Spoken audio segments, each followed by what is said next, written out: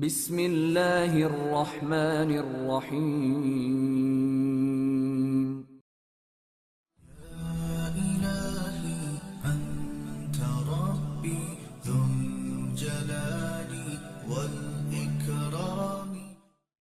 محمد نے قاضی اصفہان کو پورے احترام سے رخصت کیا اور اپنے کچھ گھوڑ سوار محافظ ساتھ بھیجے۔ محمد نے محاصرے میں یوں شدت پیدا کی کہ منجنیقوں سے سنگ باری اور تیز کر دی اور فلیتوں والے تیر اور زیادہ پھینکنے شروع کر دیے۔ اس کے ساتھ ہی تقریباً ہر رات دروازوں پر حملے شروع کر دیے۔ اس کا نتیجہ یہ ہوا کہ شہریوں کے حوصلے بالکل ہی پست ہو گئے اور دیکھا گیا کہ شہر پناہ پر تیر اندازوں کی تعداد آدھی بھی نہیں رہ گئی تھی۔ ان میں کچھ تو مر گئے اور کچھ زخمی ہو گئے تھے، لیکن بہت سے اچھے بھلے تیر انداز بھی منہ موڑ گئے تھے۔ وہ اب اس ذہنی کیفیت تک پہنچ گئے تھے جہاں جذبے ختم ہو جاتے ہیں اور ہتھیار ڈالنے کا ارادہ پیدا ہو جاتا ہے۔ مختصر بات یہ ہے کہ لڑنے والے شہری اب یہ چاہتے تھے کہ وہ مزاحمت کم کر دیں اور سلجوقی لشکر شہر لے لے تاکہ یہ قیامت جو ان پر دن رات گزرتی رہتی ہے ختم ہو جائے۔ چند ہی دنوں بعد شہر کا ایک دروازہ کھلا اور ایک آدمی جو گھوڑے پر سوار تھا ہاتھ میں سفید جھنڈا لیے باہر آیا اور دروازہ پھر بند ہو گیا۔ یہ سوار کوئی پیغام لایا تھا، اسے سلطان کے پاس لے گئے۔ حاکم شہر نے اس پیغام پر استدعا کی تھی کہ اسے اجازت دی جائے کہ وہ اس شہر سے اپنی آبادی کے ساتھ نکل جائے، اور اسے دوسری اجازت یہ دی جائے کہ وہ قلعہ اصفہان میں چلے جائے۔ آبادی کا مطلب یہ نہیں تھا کہ شہدر کی تمام تر آبادی وہاں سے چلی جانا چاہتی تھی، بلکہ مطلب یہ تھا کہ جو لوگ یہاں سے جانا چاہتے ہیں انہیں جانے دیا جائے۔ خاص جان اصفہان سے تھوڑی ہی دور ایک قلعہ تھا۔ کسی وقت باطنیوں نے اس قلعے پر قبضہ کر لیا تھا اور اسے اپنا ایک اور اڈا بنانے کی کوشش کی تھی، لیکن سلطان ملک شاہ نے اس قلعے پر اچانک ایسی یلغار کی کہ قلعے پر قبضہ کر لیا اور اسی باطنی کو زندہ رہنے کا موقع ملا جو وہاں سے بھاگ نکلا تھا۔ اب وہ قلعہ کسی کے بھی قبضے میں نہیں تھا۔ یہاں یقیناً عبد الملک ابن عطاش یاد آتا ہے۔ اس نے کہا تھا کہ سلجوقی سلطان اور سالار اگرچہ آنکھوں سے اندھے نہ ہوئے تو عقل سے اندھے ضرور ہو جائیں گے۔ وہ مسلسل اپنا سفلی عمل کرتا رہتا تھا اور شہر پناہ پر کھڑے ہو کر اور ہاتھ آسمان کی طرف اٹھا کر کچھ بڑبڑاتا رہتا اور باہر والے لوگوں پر پھونکے مارتا رہتا تھا۔ کچھ ایسی شہادت ملتی ہے کہ اس کے اس عمل نے کچھ نہ کچھ اثر ضرور دکھایا تھا۔ محمد دیکھ چکا تھا کہ حاکم شہر نے مذہب کے نام پر کس قسم کی عیاری اور مکاری کا مظاہرہ کیا ہے۔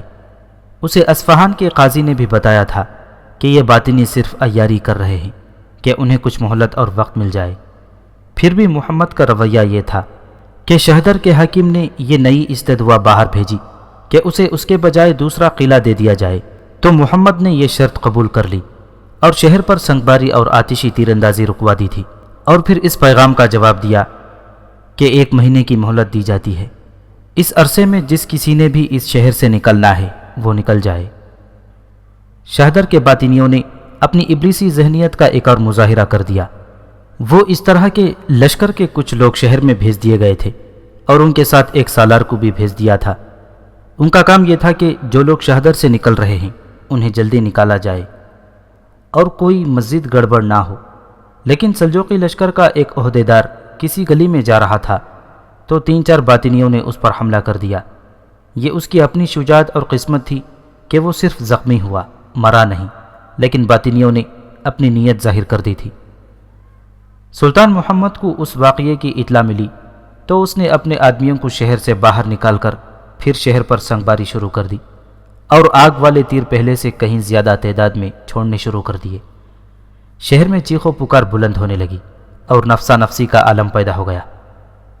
اب حاکم شہر احمد بن عبد الملک خود اپنے چند ایک محافظوں کے ساتھ شہر کے ایک دروازے سے باہر آیا۔ ایک محافظ نے سفید جھنڈا اٹھا رکھا تھا، وہ سلطان محمد سے ملنا چاہتا تھا۔ اسے محمد تک پہنچا دیا گیا۔ اس نے محمد سے معافی مانگی اور کہا کہ یہ چند ایک اشخاص ہیں جنہوں نے سلجوقی عہدیدار پر حملہ کیا تھا، اور اس میں حاکم شہر کی رضا شامل نہیں تھی۔ محمد نے پہلے تو اس کی معافی قبول نہ کی اور کہا کہ اب وہ بزور شمشیر یہ شہر لے گا، اور اس کے بعد شہریوں سے اور حاکم شہر سے اور اس کے خاندان سے پورا انتقام لے گا۔ لیکن حاکم شہر گڑ گڑا کر معافی مانگ رہا تھا محمد نے صاف کہہ دیا کہ اسے قلعہ خانجان نہیں دیا جائے گا۔ احمد بن عبد الملک رو پڑا اور اس نے کہا کہ خانجان اسے نہ دیا جائے، اس کے بجائے ایک اور چھوٹا سا قلعہ جس کا نام ناظر و تبس تھا اسے دے دیا جائے، اور اس کے بعد وہ امن و امان سے رہے گا۔ سلطان محمد کے دل میں رحم کی موج اٹھی اور اس نے باطنیوں کی یہ شرط اور درخواست قبول کر لی اور انہیں اجازت دے دی کہ وہ اس قلعے میں منتقل ہو جائیں۔ اس کے ساتھ ہی سلطان محمد نے حکم دیا کہ شہدر کی پناہ اسی طرح رہنے دی جائے، لیکن قلعہ مسمار کر دیا جائے۔ سلجوقی لشکر نے اسی وقت قلعے کو مسمار کرنا شروع کر دیا۔ شہدر پر سلجوقی سلطان کا قبضہ تو ہو گیا تھا، لیکن باطنی سانپ اور بچھو تھے جو ڈسنے سے باز نہیں آ سکتے تھے۔ اس شہر کا قلعہ بہت ہی بڑا اور پیچ در پیچ تھا، اس میں چھوٹی برجیاں اور اس سے بڑے برج بھی تھے۔ کسی نے دیکھ لیا کہ ایک بڑے برج میں کوئی چھپا بیٹھا ہے۔ ایک سالار کچھ مجاہدین کو ساتھ لے کر دیکھنے گیا، دیکھا وہاں عبد الملک بن آتاش کا چھوٹا بھائی احمد بن آتاش چھپا بیٹھا تھا۔ اسے پکڑ لیا گیا۔ یہ بہت بڑا برج تھا جس کے کئی حصے تھے، اس کے کچھ کمرے بالائی منزل میں تھے۔ محمد کو اطلاع ملی تو اس نے کہا کہ صرف اس برج کی ہی نہیں بلکہ ایسے تمام برجوں کی تلاشی لی جائے۔ اس برج کی تلاشی لی گئی تو تاریخ کے مطابق 80 اور باطنی برآمد ہوئے۔ یہ سب خنجروں اور چھوٹی تلواروں سے مسلح تھے اور چند ایک کے پاس کمانیں اور تیروں سے بھری ہوئی ترکشیں بھی تھیں۔ ان سب کو سلطان کے سامنے لے جایا گیا۔ تب معلوم ہوا کہ احمد بن آتاش کا ایک جوان سال بیٹا بھی ان کے ساتھ تھا۔ ابن آتاش، محمد نے احمد بن آتاش سے پوچھا، تو یہاں چھپا کیا کر رہا تھا؟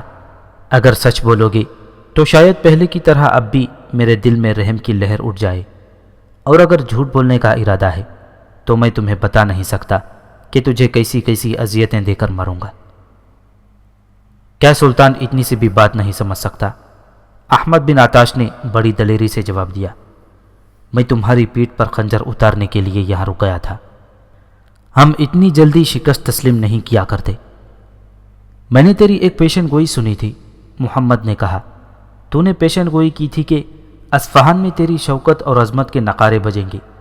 اب بتا کہاں گئی تیری وہ عظمت؟ میری پیشن گوئی غلط نہیں نکلی، احمد بن غتاش نے کہا۔ سلطان اب بھی جا کر اصفہان میں دیکھ لے کہ لوگ میرا نام ایک پیر و مرشد کی طرح لیتے ہیں۔ میں نے یہ نہیں کہا تھا کہ اصفہان پر میری حکومت ہوگی۔ میری پیشن گوئی کا مطلب یہ تھا کہ لوگوں کے دلوں پر میری حکومت ہوگی، اور میں اصفہان میں جدھر سے بھی گزروں گا لوگ میرے آگے سجدے کریں گے۔ تاریخ میں لکھا ہے کہ سلطان محمد کی ہنسی نکل گئی۔ میں تجھے اصفہان کی گلیوں میں ہی پھرا رہا ہوں، محمد نے کہا، اور اپنے پاس کھڑے 2 سالاروں کو حکم دیا، اس شخص کو اور اس کے بیٹے کو پاؤں میں بیڑیاں ڈال کر اور ہاتھ باندھ کر اور ان دونوں کے منہ کالے کر کے اصفہان کی تمام گلیوں میں گھماؤ، اور پھر سریعام ان دونوں کے سر کاٹ کر بغداد خلیفہ کے حضور پیش کرو۔ اصفہان وہاں سے قریب ہی تھا۔ اسی وقت احمد بن غتاش اور اس کے جوان سال بیٹے کے پاؤں میں اور ہاتھوں میں زنجیریں ڈال دی گئیں اور وہیں ان کے منہ کالے کر دیے گئے۔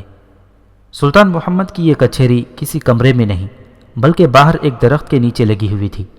ایک تو وہاں وہ 80 باطنی کھڑے تھے جنہیں برجوں میں سے پکڑا گیا تھا، اور بہت سے شہری اور سلجوقی لشکر کے کچھ مجاہدین بھی وہاں موجود تھے جو احمد بن غتاش اور اس کے بیٹے کو زنجیریں ڈال کر ان کے منہ کالے کر دیے گئے۔ تو تماشائیوں کے ہجوم میں سے ایک نوجوان لڑکی نکلی اور دوڑ کر احمد بن غتاش کے سامنے آ کھڑی ہوئی، اور وہ اس کی بیوی نور تھی جس کا پیچھے ذکر آ چکا ہے۔ اے سیاہ رو انسان، نور نے بڑی بلند آواز میں کہا، تو نے مجھے عبادت سے اٹھایا تھا اور میں نے تجھے کہا تھا کہ تو ذلیل و خوار ہو کر مرے گا۔ اب بتا اللہ تیرا ہے کہ میرا؟ جس وقت لوگ شہدر سے نکل رہے تھے اس وقت احمد بن غتاش کا شاہی خاندان بھی شہر سے جا رہا تھا۔ نور کو موقع ملا تو وہ تیز دوڑ پڑی اور سلطان محمد تک آ پہنچی۔ اس کے ساتھ اس کا باپ بھی تھا جو عبد الملک بن آتاش کا قابل اعتماد ملازم بن گیا تھا۔ باپ نے محمد سے اپنا تعارف کرایا اور اپنی بیٹی کے متعلق بھی بتایا کہ اسے قافلے سے اغوا کر کے احمد بن غتاش نے اپنی بیوی بنا لیا تھا۔ اس باپ نے ہی عبد الملک بن آتاش کے متعلق ساری باتیں بتائی تھیں کہ کس طرح اس نے الو کے ذریعے کالا جادو کیا تھا اور اس کے بعد اپنا جادو چلاتا ہی رہا تھا۔ نور کے باپ نے محمد کو بتایا کہ چمڑے پر لکھا ہوا پیغام تیر کے ذریعے اسی نے باہر پھینکا تھا۔ اس باپ نے اور بھی بہت سی باتیں بتائیں۔ محمد نے حکم دیا کہ نور اور اس کے باپ کو سلطان کے مہمان سمجھ کر رکھا جائے اور ابھی انہیں مرو بھیج دیا جائے۔ احمد بن غطاش اور اس کے بیٹوں کو 2 اونٹوں پر بٹھا کر اصفہان بھیج دیا گیا۔ ان کے ساتھ ایک عہدیدار تھا اور 50 مجاہدین گھوڑوں پر سوار تھے۔ ابن اسیر نے لکھا ہے کہ ان دونوں کو اصفہان کی گلیوں اور بازاروں میں گھمایا پھرایا گیا اور ساتھ ساتھ یہ اعلان کیا جاتا رہا کہ ان کا جرم کیا ہے، اور یہ لوگ کالے جادو کے ذریعے یا کسی سفلی عمل کے ذریعے سلجوقی لشکر کو تباہ کرنے کی کوشش کرتے رہے ہیں۔ پھر انہیں شہر کے وسط میں کھڑا کر کے سارے شہر کو اکٹھا کیا گیا اور ان کے سر تن سے جدا کر دیے گئے۔ سلطان محمد کے حکم کے مطابق دونوں کے سر بغداد لے جائے گئے جو دارالخلافہ تھا، اور یہ سر خلیفہ کو پیش کیے گئے۔ خلیفہ نے ان سروں کی نمائش کی اور پھر دونوں سر آوارہ کتوں کے آگے پھینک دیے۔ اس وقت احمد بن غطاش کی پہلی بیوی قلعہ ناظر و تبس میں پہنچ چکی تھی۔ اسے اطلاع دی گئی کہ اس کے خاوند کا اور اس کے جوان بیٹے کا سر کاٹ دیا گیا ہے۔ اس سے پہلے دونوں کو ذلیل و خوار کرنے کے لیے اصفہان کی گلیوں میں گھمایا گیا تھا۔ یہ عورت بیوی بھی تھی اور جوان بیٹے کی ماں بھی۔ وہ قلعے کی سب سے اونچی برجی پر چڑھ گئی اور اس نے چھلانگ لگا دی اور یوں اس نے خودکشی کر لی۔ سلطان محمد شہدر پر اپنے لشکر کا قبضہ مضبوط کر کے واپس مرو آ گیا۔ اس کا استقبال بڑی ہی شان و شوکت سے کیا گیا کیونکہ وہ باطنیوں کے بہت بڑے اڈے کو تباہ کر کے آیا تھا۔ مرو میں ہر کوئی فکر مند اور پریشان تھا کہ شہدر کو فتح نہیں کیا جا سکے گا۔ اللہ محمد اور لشکر کو خیریت سے واپس لے آئے۔ محمد لشکر کے ساتھ صرف خیریت سے ہی واپس نہ آیا بلکہ وہ فاتح کی حیثیت سے اپنے دارالحکومت میں داخل ہوا۔ سلطان محمد نے اپنے چھوٹے بھائی سنجر کو شہدر بھیج دیا اور اس کے سپرد یہ کام کیا کہ وہاں کے سرکاری انتظامات کو اپنے سانچے میں ڈھال کر رواں کرے اور قلعہ جو مسمار کیا گیا ہے اسے اثر نو تعمیر کرے، لیکن اس کی شکل قلعے جیسی نہ ہو۔ اور میرے بھائی، محمد نے اپنے بھائی سنجر سے کہا، اصل کام جو تمہیں وہاں کرنا ہے وہ غور سے سن لو۔ شہدر کی تقریباً آدھی آبادی وہاں سے نہیں گئی، ان لوگوں نے وہیں رہنا پسند کیا ہے۔ خیال رکھنا کہ یہ سب باطنی ہیں، ضروری نہیں کہ یہ حسن بن صبح کے فدائی ہی ہوں اور یہ محض اس کے پیروکار ہوں، لیکن محتاط ہونا پڑے گا کہ ان میں کچھ فدائی ہو سکتے ہیں۔ فدائی نہ ہوئے تو حسن بن صبح کے جاسوس تو ضرور ہوں گے۔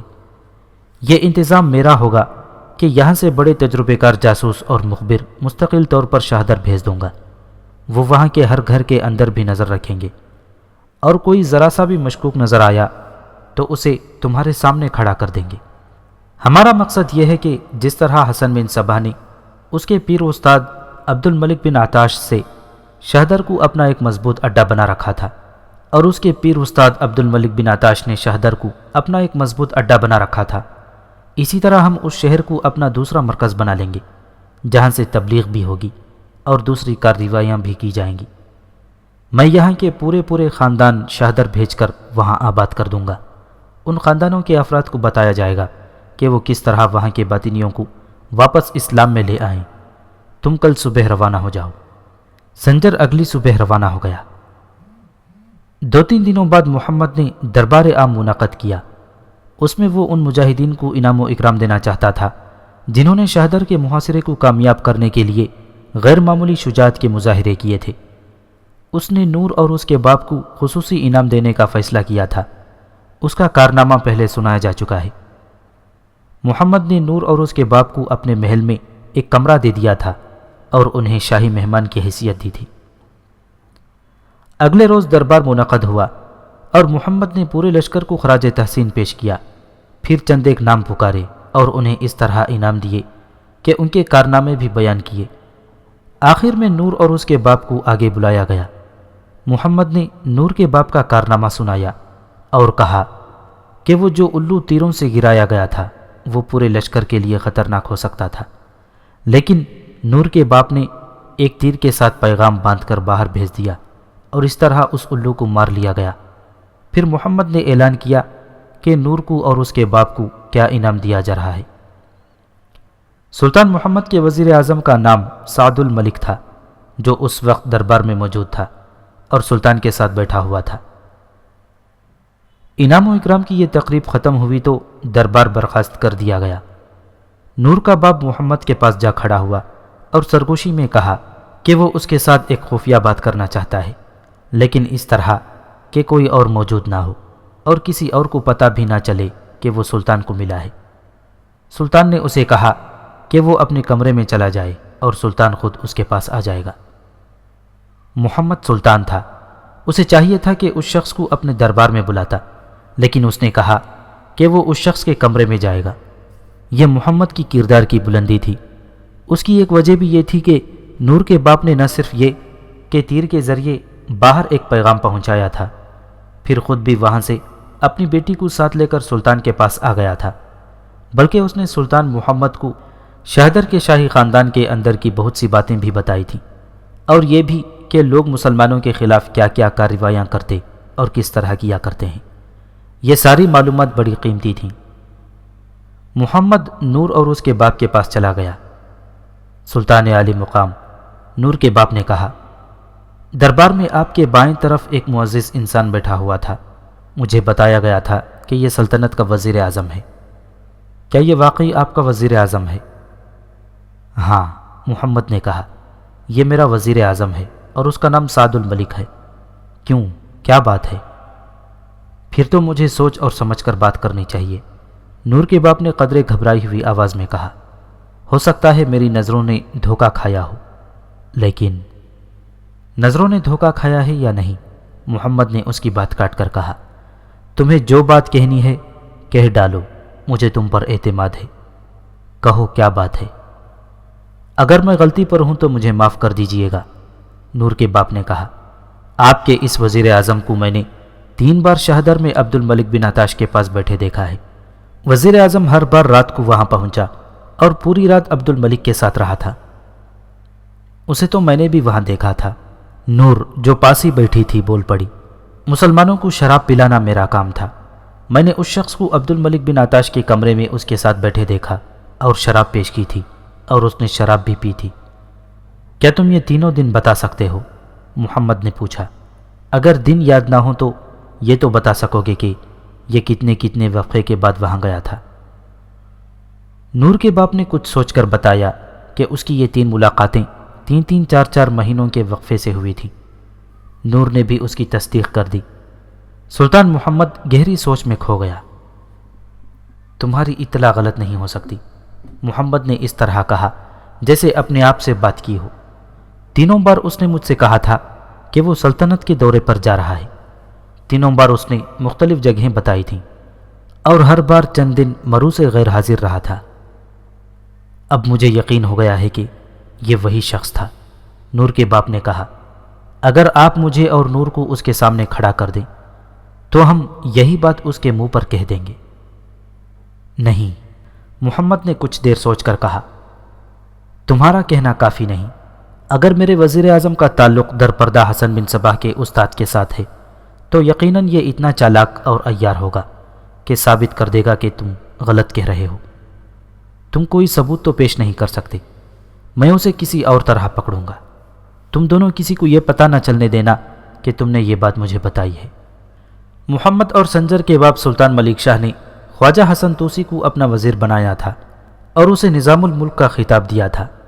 نظام الملک عالم فاضل انسان تھا اور سپہ سالاری کے جوہر بھی جانتا تھا۔ وہ باطنی فدائیوں کے ہاتھوں قتل ہوا تو نظام الملک کے بڑے بیٹے ابو المظفر علی کو وزیر اعظم بنایا گیا اور اسے فخر الملک کا خطاب دیا گیا۔ وہ بھی اپنے باپ کی طرح بڑا ہی قابل اور عالم انسان تھا۔ وہ بھی فدائیوں کے ہاتھوں قتل ہو گیا تو نظام الملک کا ایک بیٹا رہ گیا تھا جس کا نام ابو نصیر احمد تھا۔ قابلیت کے لحاظ سے وہ بھی اپنے باپ اور بڑے بھائی جیسا تھا، لیکن محمد کے ہاتھ میں سلطنت آئی تو اس نے سعد الملک کو وزیر اعظم بنا دیا۔ اس شخص سے سلطان محمد کچھ زیادہ ہی متاثر ہو گیا تھا، لیکن اب اس کے متعلق یہ رپورٹ ملی تھی کہ وہ حسن بن صباح کے استاد عبد الملک بن عطاش کے ہاں جاتا رہا ہے۔ سلطان محمد نے اپنے بڑے بھائی برق یارق اور چھوٹے بھائی سنجر سے بات کی۔ تینوں بھائیوں نے اپنے ایک معتمد خاص کو بلا کر مشورہ کیا اور ان سب نے ایک طریقہ سوچ لیا۔ اسی شام وزیر اعظم سعد الملک نور اور اس کے باپ کے کمرے میں گیا۔ دونوں اسے دیکھ کر گھبرا سے گئے۔ یہ شخص اپنا راز چھپائے رکھنے کے لیے ان دونوں کو غائب کرا سکتا تھا، لیکن اس نے بات کچھ اور کی۔ آج کا انعام تمہیں مبارک ہو، سعد الملک نے بڑے ہی خوشگوار لہجے میں کہا۔ میں یہ کہہ کر تم پر احسان نہیں کر رہا کہ تمہیں میرے کہنے پر انعام دیا گیا ہے۔ شہدر کی فتح ویسے ہی حاصل نہیں ہو گئی۔ تم نے مجھے 2-3 بار عبد الملک بن عطاش کے ہاں دیکھا ہوگا۔ تم مجھے یہاں دیکھ کر حیران ہو گئے ہوگے کہ میں تو سلجوقی سلطان کا وزیر اعظم ہوں۔ میں تمہیں ایک تو مبارکباد کہنے آیا تھا، دوسری بات یہ کہنی تھی کہ میں وہاں جاسوس بن کر گیا تھا اور عبد الملک پر یہ ظاہر کیا تھا کہ میں درپردہ باطنی ہوں اور شیخ الجبل کے لیے کام کر رہا ہوں۔ وہ بوڑھا اپنے آپ کو بڑا جادوگر اور استاد سمجھتا تھا، لیکن میں اس کے دل میں اتر گیا اور ایسے راز حاصل کر لیے جو اس کی شکست کا باعث بنے۔ سلطان کو تو معلوم ہوگا کہ آپ وہاں جاسوس بن کر جاتے رہے ہیں، نور کے باپ نے کہا۔ آپ کو تو بے انداز انعام ملنا چاہیے۔ نہیں، سعد الملک نے کہا، میں نے جو کیا وہ سلطان کے لیے نہیں بلکہ اللہ کی خوشنودی حاصل کرنے کے لیے کیا تھا۔ مجھے انعام و اکرام کی ضرورت نہیں ہے۔ میں تمہیں یہ کہنے آیا ہوں کہ کبھی سلطان کے ساتھ ذکر نہ کر دینا کہ تم نے مجھے وہاں دیکھا تھا۔ میں جس مقصد کے لیے وہاں جاتا رہا ہوں وہ میں نے پا لیا ہے، لیکن اب اسے پتہ چلا کہ میں وہاں جاتا رہا ہوں تو میرے خلاف بڑا ہی بے بنیاد اور خطرناک شک پیدا ہو جائے گا۔ نہیں محترم وزیر اعظم، نور کے باپ نے کہا، ہم ایسی اونچی حیثیت کے بندے تو نہیں ہیں کہ سلطان کے ساتھ اس کے وزیر اعظم کی باتیں کریں۔ میں نے اپنی اس بیٹی کو اس بوڑھے کے پنجوں سے آزاد کرانا تھا، وہ کر لایا ہوں۔ اب میرے جینے کا ایک ہی مقصد ہے کہ اس بیٹی کو کسی جوان اور معزز آدمی کے ساتھ بیاہ دوں اور خود اللہ اللہ کرتے زندگی پوری کر جاؤں۔ میں یہ فرض ادا کر دوں گا، سعد الملک نے کہا۔ تمہاری بیٹی کی شادی ایسے ہی آدمی کے ساتھ کروں گا جیسا تم چاہتے ہو۔ یہ میری اپنی بیٹی ہے۔ نور کے باپ نے ہاتھ جوڑ کر اس کا شکریہ ادا کیا اور کہا کہ اسے انعام و اکرام اور دولت کی ضرورت نہیں، اس کی بیٹی ٹھکانے لگ جائے۔ 2 دن گزر گئے، رات گہری ہو چکی تھی اور سعد الملک کھانے سے فارغ ہو کر اپنے خاص کمرے میں جا بیٹھا تھا۔ اس کے ایک ملازم نے اسے اطلاع دی کہ ایک گھڑ سوار آیا ہے اور اسے ملنا چاہتا ہے۔ ملازم نے یہ بھی بتایا کہ گھڑ سوار کی حالت اور حلیہ بتاتا ہے کہ بڑا لمبا سفر کر کے آیا ہے۔ سعد الملک نے اسے فوراً بلوا لیا۔ بہت دیر سے آئے معلوم ہوتے ہو، سعد الملک نے اس آدمی سے کہا اور پوچھا، کہاں سے آ رہے ہو؟ قلعہ ناظر و تبس سے، اس آدمی نے جواب دیا اور ادھر ادھر دیکھا جیسے وہ کوئی راز کی بات کہنا چاہتا ہو۔ امام کے پیر و مرشد عبد الملک بن عطاش نے بھیجا ہے، کیا میں یہاں کھل کر بات کر سکتا ہوں؟ ضرور کرو، سعد الملک نے کہا۔ اونچی آواز میں نہ بولنا۔ کیا پیر و مرشد ابھی ناظر و تبس میں ہی ہیں؟ 1-2 دنوں بعد وہاں سے علمود چلے جائیں گے، اس آدمی نے کہا۔ انہوں نے آپ کو یہ پیغام دیا ہے کہ اب آپ آسانی سے اور بے خطر شہدر جا سکتے ہیں، کیونکہ اب شہدر آپ کی سلطنت میں آ گیا ہے اور آپ اس سلطنت کے وزیر اعظم ہیں۔ انہوں نے کہا ہے کہ وہ اپنے کچھ آدمی پیچھے چھوڑ آئے ہیں، آپ وہاں جائیں گے تو یہ آدمی خود ہی آپ کو مل جائیں گے۔ پیر و مرشد نے کہا کہ محمد اور سنجر کو جلدی ختم کرنا ہے، لیکن یہ آپ نہیں کریں گے بلکہ یہ شہدر کے آدمی کریں گے۔ ان آدمیوں کے نام جانتے ہو؟ سعد الملک نے پوچھا۔ نہیں، اس آدمی نے مسکرا کر کہا، کیا آپ جانتے نہیں کہ نام نہیں بتائے جاتے؟ میں یہاں زیادہ نہیں رکوں گا، میں اس شہر میں اجنبی ہوں، یہاں اپنا کوئی آدمی ہے تو آپ اسے یقیناً جانتے ہوں گے۔ مجھے اس کے گھر کا راستہ بتا دیں یا وہاں تک پہنچانے کا کوئی بندوبست کر دیں، میں کل الگ صبح واپس چلا جاؤں گا۔ 1 نہیں، یہاں اپنے 3 آدمی ہیں، سعد الملک نے کہا، میں تمہیں ان میں ایک کے گھر پہنچا دوں گا۔ سعد الملک نے ایسی باتیں کی جن سے صاف پتہ چل گیا کہ یہ شخص باطنی ہے اور باطنیوں کے لیے ہی کام کر رہا ہے۔ اس نے اس آدمی کو ایک گھر کا پتہ اور راستہ سمجھا دیا اور کہا کہ نہ وہ خود اس کے ساتھ جا سکتا ہے نہ کسی غلام کو بھیج سکتا ہے، کیونکہ اس کے خلاف شک پیدا ہو جائے گا۔ اب میری بات غور سے سن لو، سعد الملک نے کہا۔ दरवाजे पर 3 बार दस्तक देना, अंदर से आवाज़ आएगी कि कौन है। तुमने कहना मलिकुल मुल्क। फिर दरवाज़ा खुलेगा और अंदर जाकर बताना कि तुम कहाँ से आए हो और यहाँ तक किस तरह पहुँचे। सुबह सादुल मलिक हस्बे मामूल अपने दफ्तर गया। पहले सुल्तान मोहम्मद से मिला और मामूल के मुताबिक कुछ बातें की और अपने रोज़मर्रा के काम में लग गया। उसने सुल्तान मोहम्मद के रवैये में कोई तब्दीली ना देखी, सिवाय इसके कि सुल्तान उस सुबह पहले से कुछ ज़्यादा ही मुस्कुराकर बातें करता था। आधा दिन गुजर गया तो मोहम्मद ने सादुल मलिक को बुलवाया। सादुल मलिक सुल्तान के दफ्तर वाले कमरे में दाखिल हुआ तो ठिठक कर रुक गया। उसके चेहरे का रंग पीला पड़ गया। सुल्तान अकेला नहीं था, उसके पास एक तो नूर बैठी हुई थी और उसके साथ नूर का बाप बैठा हुआ था। एक तरफ वो आदमी खड़ा था जो रात उसके पास गया था और अब्दुल मलिक बिन आताश का पैगाम दिया था। उसके साथ 3 आदमी जंजीरों में जकड़े खड़े थे। आगे आओ सादुल मलिक, मोहम्मद ने उसे कहा। डरो मत, ये सब तुम्हारे अपने आदमी हैं और इन्हें तुम बड़ी अच्छी तरह जानते हो। ये सब तुम्हें अच्छी तरह जानते हैं। ये 3 आदमी जो जंजीरों में बंधे हुए हैं वो आदमी हैं जो उस मकान में रहते थे जहां तुमने उस आदमी को भेजा था। हमने रात को ही उन्हें उस मकान पर छापा मारकर पकड़ लिया था। सादुल मलिक पर गशी तारी होने लगी थी, उसकी ज़ुबान बिल्कुल ही बंद हो गई थी। और उन दोनों को तो तुम और ज़्यादा अच्छी तरह जानते हो। सुल्तान मलिक ने नूर और उसके बाप की तरफ इशारा करके कहा, इस लड़की के हाथों तुमने कई बार शराब भी पी है, उसे तो तुम कभी भूल नहीं सकोगे। ये तुम्हारे पीरो मुर्शद की बीवी थी। क्या मैं गलत कह रहा हूँ? मैं वहाँ जासूसी के लिए जाता रहा हूँ, सादुल मलिक ने लड़खड़ाती हुई आवाज़ में कहा। उससे आगे वो बोल ना सका। तुमने कभी मुझे राज की कोई बात तो बताई नहीं थी, मोहम्मद ने कहा। तुम वो सांप हो जिसने इस सल्तनत की आस्तीन में परवरिश पाई है और इस सल्तनत को डंक मारा है। क्या तुमने देख नहीं लिया कि फतह हक की हुआ करती है, बातिल की नहीं? मैं तुम्हारा ये झूठ मान भी लूँ कि तुम वहाँ जासूसी के लिए जाते रहे हो तो तुम्हारे पास इसका क्या जवाब है कि तुम इन 3 फिदाइयों को जानते थे और इन्हें गिरफ्तार नहीं किया, बल्कि मेरे एक जासूस को अपना आदमी समझकर उनके पास रात बसर करने के लिए भेजा। अब सज़ा के लिए तैयार हो जाओ। अगली सुबह घोड़दौड़ के मैदान में सल्तनत के तमाम तर लश्कर को एक तरतीब में खड़ा किया गया। शेरी भी तमाशा देखने आ गए। कुछ देर बाद सादुल मलिक और 3 फिदाइयों को, जिन्हें उनके मकान से गिरफ्तार किया गया था, मैदान में लाया गया और लश्कर के सामने खड़ा कर दिया गया।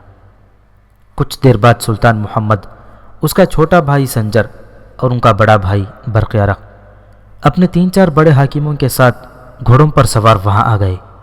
बाकी सब ने घोड़े पीछे रोक लिए। मोहम्मद आगे चला गया और उन मुजरिमों के करीब जा घोड़ा रोका। तुम सब अपने वज़ीर आज़म को बेड़ियों में बंधा हुआ देखकर हैरान हो रहे होगे। सुल्तान मोहम्मद ने अपने लश्कर से खिताब किया, ये शख्स जिसे मैंने वज़ीर आज़म बनाया था दरपर्दा हसन बिन सबाह का काम करता रहा है और शहरदर की फतेह से पहले चोरी छुपे वहाँ हसन बिन सबाह के उस्ताद अब्दुल मलिक बिन आताश के पास जाता रहा है। इससे ये उगलवाना मुमकिन नहीं कि इसके हुक्म से या इसके हाथों हमारे कितने आदमी कत्ल हो चुके हैं। इसमें कोई शक नहीं रहा कि इसने हमारे बहुत से आदमी कत्ल करवाए हैं। यह सांप मेरी आस्तीन में पलता रहा है। इसका मतलब यह हुआ कि बाप अपने बेटे पर, बेटा अपने बाप पर, माँ अपनी बेटी पर और बेटी अपनी माँ पर एतमाद ना करे। लेकिन मैं ये सूरत पैदा नहीं होने दूंगा।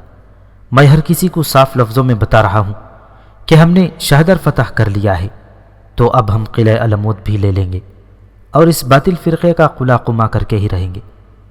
अपना जुर्म अपने साथियों से छुपाया जा सकता है, लेकिन मत भूलो कि अल्लाह की ज़ात भी मौजूद है और अल्लाह तबारक व ताला गुनहगारों को पकड़ लिया करता है। ये गुनहगार सादुल मलिक अपने इन 3 कातिल फिदाइयों के साथ पकड़ा गया है और आज उसे सजाए मौत दी जा रही है। सुल्तान मोहम्मद ने जल्लादों को इशारा किया। जल्लाद आगे आए और उन चारों को एक दूसरे से थोड़े थोड़े फासले पर खड़ा करके उन्हें आगे को झुका दिया और एक ही बार चारों की तलवारें हरकत में आईं और 4 सर जिस्मों से कटकर मिट्टी पर जा गिरे। तमाम मौरिखों ने लिखा है कि सादुल मलिक ऐसा ढका छुपा रहा था کہ کسی کو ذرا سا بھی شک نہ ہوا۔ اسے سزائے موت دی گئی اور وہیں سلطان محمد نے اعلان کیا کہ اب سلطنت کا وزیر اعظم نظام الملک خواجہ حسن طوسی کا چھوٹا بیٹا ابو نصر احمد ہوگا۔ ابو نصر احمد اپنے باپ اور بڑے بھائی کی طرح عالم فاضل تھا اور سلطنت کے امور کو بڑی اچھی طرح سمجھتا تھا۔ اس نے وہیں اعلان کر دیا کہ میں اب قلعہ علمود پر فوج کشی کروں گا اور اس کی قیادت بھی میں خود کروں گا۔ جس طرح ہم نے شہدر فتح کر لیا ہے اسی طرح ہم علمود کا قلعہ بھی لے لیں گے۔ لشکر سے تکبیر کے نعرے بلند ہونے لگے اور ان نعروں سے زمین و آسمان ہل رہے تھے۔ سلطان محمد نے قلعہ شہدر فتح کر کے احمد بن عطاش کی یہ شرط بھی مان لی تھی کہ وہ اس کا خاندان اور شہر کے جتنے لوگ شہر سے جانا چاہتے ہیں انہیں قلعہ ناظر و تبس جانے کی اجازت دے دی جائے۔ یہ دراصل شرط نہیں بلکہ ایک درخواست تھی جو ایک ہارے ہوئے حاکم قلعہ نے سلطان محمد کے آگے پیش کی تھی۔ سلطان محمد نے یہ درخواست قبول کر کے بڑی غلطی کی تھی۔ اگر وہ یہ درخواست قبول نہ کرتا تو تاریخ کا رخ بدل جاتا، لیکن سلطان محمد پر فتح کی خوشی اس حد تک طاری ہو گئی تھی کہ اس نے بادشاہوں والی فیاضی کا مظاہرہ کیا اور ان سانپوں اور بچھوؤں کو اجازت دے دی کہ وہ زندہ رہیں اور جہاں جانا چاہتے ہیں وہاں چلے جائیں۔ اس درخواست میں یہ بھی تھا کہ شہر سے جانے والے آدھے لوگ ناظر و تبس جائیں گے اور باقی قلعہ علمود جائیں گے۔ ان دونوں گروہوں کو سلطان محمد مسلح حفاظت دے جو انہیں وہاں تک پہنچا دے۔ سلطان محمد نے یہ درخواست بھی قبول کر لی۔ شہدر سے جو لوگ جا رہے تھے انہیں غیر مسلح کر دیا گیا تھا، یعنی وہ نہتے تھے۔ انہوں نے اس خطرے کا اظہار کیا تھا کہ راستے میں ان پر قافلے لوٹنے والوں کا حملہ ہو سکتا ہے یا کوئی اور مصیبت ان پر نازل ہو سکتی ہے۔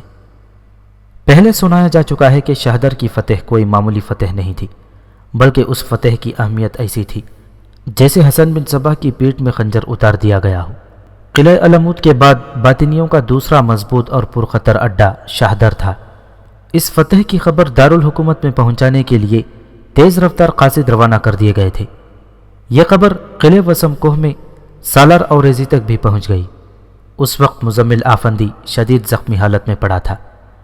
پھر یہ خبر حسن بن صبا تک بھی پہنچی اور کچھ دنوں بعد شہدر کے وہ لوگ جو قلعہ علمود جانا چاہتے تھے وہ بھی اس کے پاس پہنچ گئے۔ عبد الملک بن عطاش کو راستے میں اطلاع مل گئی تھی کہ اس کے چھوٹے بھائی احمد بن عطاش اور اس کے بیٹے اور اس کے 80 باطنی فدائیوں کو مرو میں قتل کر دیا گیا ہے۔ عبد الملک کو یہ اطلاع ان جاسوسوں نے پہنچائی تھی جو مرو میں موجود تھے۔ عبد الملک کی تو جیسے کمر ہی ٹوٹ گئی ہو۔ یہ صدمہ اس کے لیے کوئی معمولی صدمہ نہیں تھا۔ ویسے بھی عبد الملک بوڑھا آدمی تھا اور اس میں قوت برداشت کم ہو گئی تھی۔ پھر اسے یہ اطلاع بھی ملی کہ احمد بن عطاش کی بیوی نے اپنے خاوند کی یہ خبر سن کر کہ اسے جلاد کے حوالے کر دیا گیا ہے ایک بلند مکان سے چھلانگ لگا کر خودکشی کر لی تھی۔ عبد الملک کے لیے یہ دوسرا صدمہ تھا۔ عبد الملک بن عطاش قلعہ ناظر و تبس میں پہنچا۔ یہ قلعہ اصفہان کے ہی قریب تھا۔ عبد الملک نے 2 ایلچی اور کچھ آدمی اصفہان بھیجے۔ اصفہان میں باطنیوں کے جو جاسوس تھے انہوں نے عبد الملک کو یہ خبر دے دی تھی کہ سلطان محمد اس وقت اصفہان میں ہے اور کچھ دنوں بعد اپنے دارالحکومت مرو چلا جائے گا۔ عبد الملک نے سلطان محمد کی طرف ایلچی اس درخواست کے ساتھ بھیجے تھے کہ اس کے چھوٹے بھائی احمد اور احمد کے بیٹے اور احمد کی بیوی کی لاشیں دے دی جائیں۔ احمد اور اس کے بیٹے کی لاشیں ایک ہی گڑھے میں پھینک کر اوپر مٹی ڈال دی گئی تھی۔ دونوں کے سر کاٹ کر بغداد خلیفہ کے پاس بھیج دیے گئے تھے۔ احمد کی بیوی کو ان آدمیوں نے جو اس کے ساتھ تھے باقاعدہ دفن کیا تھا۔ عبد الملک کے ایلچی سلطان محمد کے پاس پہنچے تو سلطان محمد نے انہیں اجازت دے دی کہ وہ ان تینوں کی لاشیں نکال کر لے جائیں۔ ایک روز یہ 3 لاشیں قلعہ ناظر و تبس پہنچ گئیں۔ عبد الملک نے جب دیکھا کہ ان کے بھائی اور بھائی کے بیٹے کی لاشیں بغیر سروں کی ہیں تو اس پر غشی طاری ہونے لگی۔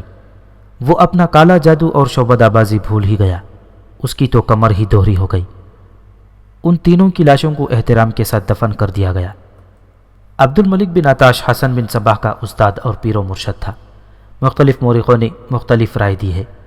بعض نے لکھا ہے کہ حسن بن صبا سرتا پا اندر اور باہر سے ابلیس تھا اور اس نے اپنے پیر و مرشد اور استاد کو بھی دھوکے دیے تھے اور کوشش یہ کی تھی کہ اسے اتنی اہمیت اور مقبولیت نہ ملے جتنی اسے حاصل ہو گئی تھی۔ یہاں تک کہ بعض لوگ حسن بن صباح کو امام نہیں بلکہ نبی کہنے لگے تھے۔ بعض مورخوں نے لکھا ہے کہ حسن بن صباح نے عبد الملک کے ساتھ پوری وفاداری کی تھی۔ ذہنی طور پر حسن بن صباح عبد الملک کو پیر استاد مانتا تھا، اور جب اسے یہ اطلاع ملی کہ عبد الملک شہدر سلجوقیوں کو دے کر قلعہ ناظر و طبس میں آ گیا ہے اور اس کے چھوٹے بھائی کو اور بھائی کے بیٹے کو موت کے گھاٹ اتار دیا گیا ہے، تو اس نے ضروری سمجھا کہ قلعہ ناظر و طبس جا کر اپنے استاد کی دلجوئی کرے۔ حسن بن صباح جب قلعہ علمود سے ناظر و طبس کے سفر کو روانہ ہوا تو یوں لگتا تھا جیسے ساری دنیا کا بادشاہ یہی اکیلا شخص ہو۔ اس کے لیے ایسی پالکی تیار کی گئی تھی جسے 20 آدمی اٹھاتے تھے، 10 آگے اور 10 پیچھے۔ پالکی کے پردے خالص ریشم کے تھے اور باقی پالکی کم خواب سے تیار کی گئی تھی۔ اس کے اندر بڑے ہی نرم گدے اور گاؤ تکیے رکھے گئے تھے۔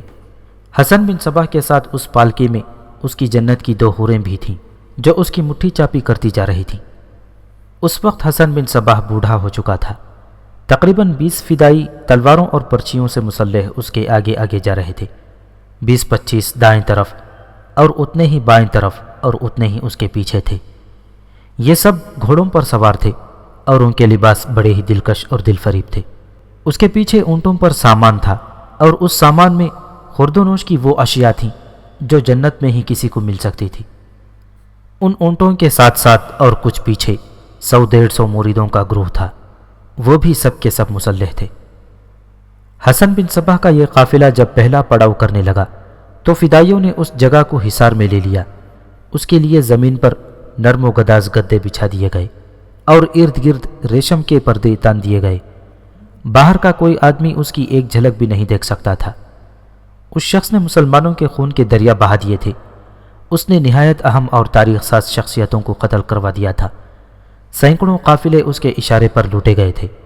قافلوں کے ساتھ جو کمسن اور جوان بچیاں تھیں وہ اغوا کی گئی تھیں اور انہیں جنت کی حوریں بنایا گیا تھا۔ اب اس شخص کو ہر لمحہ اپنی جان کا غم لگا رہتا تھا۔ اسے کوئی ملنے کے لیے جاتا تو اس کے پاس جانے کی اجازت نہیں دی جاتی تھی، اور اگر کسی کو اجازت مل بھی جاتی تو اس کی جامع تلاشی بڑی سختی سے کی جاتی تھی۔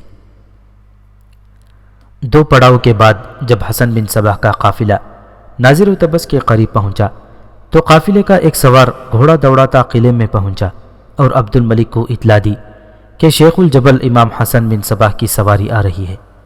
یہ خبر قلعے میں فوراً پھیل گئی۔ ان تمام باطنیوں کو جو وہاں موجود تھے خوشیاں منانی چاہیے تھیں کہ شیخ الجبل ان کے ہاں آ رہا ہے، لیکن سب پر موت کی مرونی چھا گئی اور ان کے سر جھک گئے۔ وہ سب شکست خوردہ تھے۔ شہدر جیسا قلعہ سلجوقیوں کو دے آئے تھے۔ عبد الملک کے تاثرات کچھ اور تھے۔ غموں نے اور بڑھاپے نے اسے جھکا دیا تھا۔ اس نے حکم دیا کہ قلعے کے تمام لوگ قلعے سے باہر جا کر راستے میں دونوں طرف کھڑے ہو جائیں اور اپنے امام کا استقبال کریں۔ آخر حسن بن صباح کی سواری قلعے تک پہنچی اور قلعے کے لوگ دونوں طرف کھڑے بازو لہرا لہرا کر نعرے لگا رہے تھے۔ بند کرو یہ نعرے! پالکی میں سے حسن بن صباح کی آواز گرجی۔ ان ہارے ہوئے بزدلوں کو کیا حق ہے کہ وہ زندہ باد اور مردہ کے نعرے لگائیں؟ انہیں کہو خاموش رہیں۔ اس کا یہ حکم لوگوں تک پہنچا دیا گیا اور وہاں موت کا سکوت طاری ہو گیا۔ عبد الملک بن عطاش اس کے استقبال کے لیے دروازے تک نہ آیا۔ وہ اپنے کمرے میں بیٹھا رہا۔ کچھ دیر بعد حسن بن صباح اس کے کمرے میں داخل ہوا۔ عبد الملک نے اٹھنے کی کوشش کی، لیکن حسن بن صباح نے آگے بڑھ کر اس کے کندھوں پر ہاتھ رکھا اور اسے اٹھنے نہ دیا۔ عبد الملک کے آنسو جاری ہو گئے اور کچھ دیر بعد وہ سسکنے لگا۔ حسن بن صباح اس کے پاس بیٹھ گیا اور اسے تسلیاں دینے لگا۔ ابن صباح، عبد الملک نے کچھ دیر بعد کہا، تم لوگوں کو دھوکے میں قتل کروانا جانتے ہو، لیکن قلعوں کے دفاع کا تمہیں کوئی خیال نہیں۔ ہمیں ایک باقاعدہ فوج تیار کرنی چاہیے، ورنہ تم دیکھ لینا ایک روز قلعہ علمود بھی ہم سے چھین جائے گا۔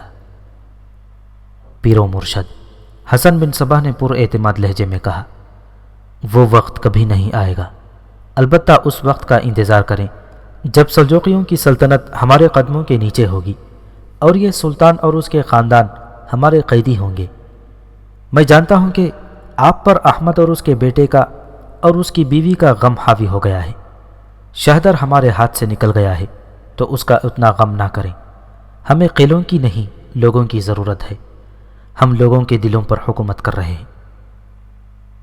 ہوش میں آ ابن صباح، عبد الملک نے کہا، میں نے تجھے شیخ الجبل اور امام بنایا تھا۔ معلوم ہوتا ہے کہ تو اپنی طاقت اور مقبولیت کا اندازہ بڑا غلط لگا رہا ہے۔ خوش فہمیوں سے نکل۔ اگر ہمارا یہی حال رہا تو ہمارا فرقہ سکڑ کر سمٹ کر صرف ہم تک رہ جائے گا۔ سلجوقیوں کو ہم پر یہ پہلی فتح حاصل ہوئی ہے، یہ کوئی معمولی فتح نہیں۔ ہم شہدر کو ناقابل تسخیر سمجھتے تھے، لیکن اہل سنت سلجوقیوں کے ہاتھ میں بھی کوئی طاقت آ گئی ہے۔ میں نے اپنا وہ جادو چلایا جو کبھی ناکام نہیں ہوا تھا، لیکن میں نے الو چھوڑا تو سلجوقیوں کے تیر اندازوں نے اسے تیروں سے گرا لیا۔ اس سے مجھے خیال آیا کہ سلطان محمد کو کسی طرح پہلے پتہ چل گیا تھا کہ قلعے کے اندر سے ایک الو اڑے گا جو پورے لشکر پر اڑ کر واپس آ جائے گا، لیکن الو اڑا اور تیر اندازوں نے اسے گرا لیا۔ بتاؤ میں کیا سمجھوں؟ نہیں پیرو مرشد، حسن بن صباح نے کہا، میں اس شکست کو فتح میں بدل کر دکھا دوں گا۔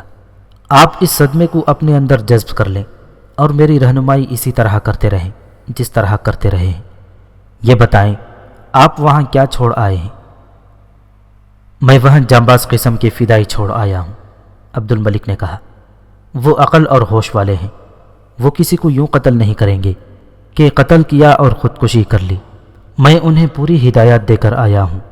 وہ مسجدوں میں امام بنیں گے، بچوں کو قرآن اور احادیث کی تعلیم دیں گے، اور وہ زندگی کے ہر شعبے میں معزز افراد کی حیثیت سے رہیں گے۔